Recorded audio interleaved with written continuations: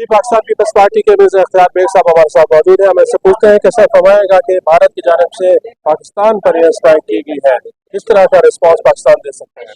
पाकिस्तान ने already response जवाबन दिया है। फर्क ये था कि उन्होंने जो हमला किया रात के अंधेरे में, वो हमारी मस्जिदों को अटैक किया, हमारे ख्वातीन को, हमारे बच्चे शहीद हुए। हमने जो हमला जवाबन किया उसमें हमने उनकी चौकियों को अटैक किया, उनके जहाज़ों को, रफाइल को, लाइन ऑफ कंट्रोल पे जो फौजी इंस्टॉलेशन है उन पे हमला किया। जंग कितनी लंबी हो सकती है? मजीद भारत की जानिब से कोई हमले? दोनों ममालिक लंबी जंग अफोर्ड नहीं कर सकती। ये 2 हफ्ते भी जंग नहीं चला सकती, इनके वसाइल इतने नहीं। लिहाजा बेहतर ये है कि ये शौक पूरा हो गया जंग का, उनको भी अंदाजा हो गया हम कितने तैयार हैं। ख्वाजा पाकिस्तान को सलाम पेश करता हूँ, उन्होंने हमेशा हमारी इज्जत, हमारा मान, हमारा वक़ार रखा है।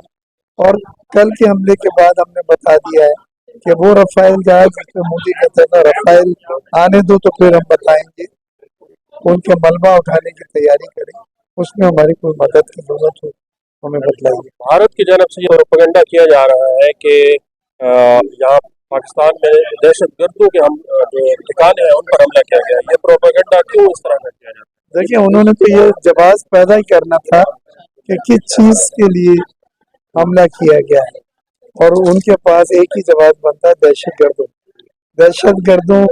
हमारे मुल्क के अंदर कोई दहशत गर्दी जिनकी प्रॉक्सी रॉ कर रहा है, जो पीछे से ट्रेनिंग दे रहा है, जिनको पैसे फराहम किए जा रहे हैं और वो उनके इल्म में है, वो उन्हीं की बिहाफ पे सब कुछ कर रहे हैं। और वो चाहे तालिबान हो, चाहे BLA हो, या TTI हो, TTP हो, तहरीक पाकिस्तान, तालिबान पाकिस्तान, उन सब के पीछे इनका हाथ है। जाफर एक्सप्रेस का मामला आपके सामने है।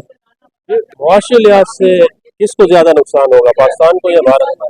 अमेरिका ने दोनों को ये मैसेज भेजा है कि आप बिहेव करें, क्योंकि इंडिया जो है हमसे बड़ी माशत है, और वो माशत अगर सुकड़ती है तो वो एक बड़ी मकदार में सुकड़ेगी। पाकिस्तान छोटी माशत है, इसका सुकड़ना छोटा होगा। लिहाजा इंडिया को सोचना है इस जंग का जो माशी नुकसान है वो बहुत ही बड़ा है, उसको बर्दाश्त करना पड़ेगा, और वो आने वाले वक्त में कभी अरसे तक उसकी चुभन महसूस होती रहेगी। बहुत शुक्रिया मिर्जा इख्तियार बेग साहब हमारे साथ मौजूद है।